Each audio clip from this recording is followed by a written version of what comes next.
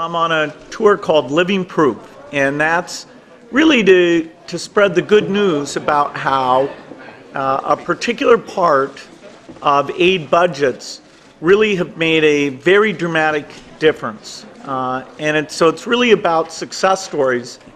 The majority of all aid that goes to poor countries comes from Europe. And the European Union has both encouraged that at the national level and itself devoted a substantial part of its budget to these development activities. One of the most important statistics that I track is the number of children under 5 who die every year. Back in 1960, it was over 20 million. Now it's a bit over 8 million. And my belief is that if donors do the right things, within the next 15 years, we can cut it in half again to be less than 4 million. I do think we need to get the word out about these successes, that very focused aid, focused on the needs of the poorest country, do make a huge difference, because there's a lot of the people who vote and whose taxes fund these things that don't really understand the incredibly positive things that their generosity is allowing for.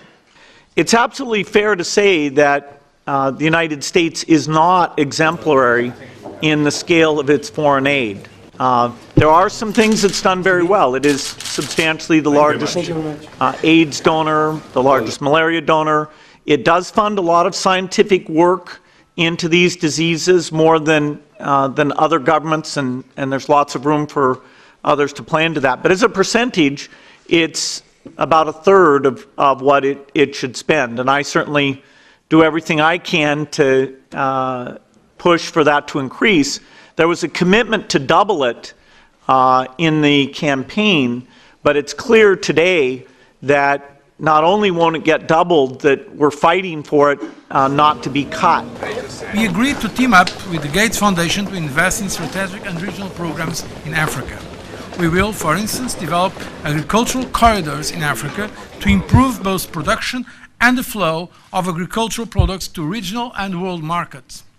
Agriculture and food security will remain priority areas. We have to react forcefully to the food prices hikes to avoid a new food crisis. In addition to the €1 billion food facility that I have proposed some time ago and that the Commission has set up, we are helping developing countries to improve their agricultural systems and through increasing transparency in spot and financial markets. In particular, the lack of vaccines is a silent scourge killing millions of people worldwide. We must and we can stop this.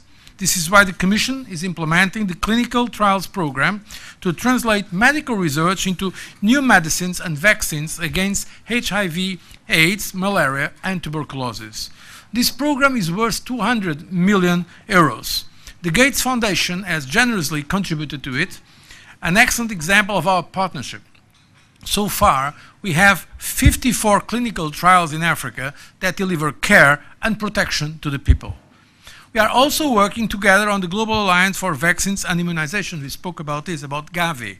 I thank Bill Gates for his great commitment to Gavi's mission. The Commission itself has since 2003 committed €73.4 million to Gavi, and we will step up our contribution in the June pledging conference. I today had a chance sitting in front of the parliamentary committee to hear questions, people pushing on how things should be done, what do I think about corruption, and these are all fair questions. But I think in the bottom line is that the aid community is making a difference. We're learning as we go.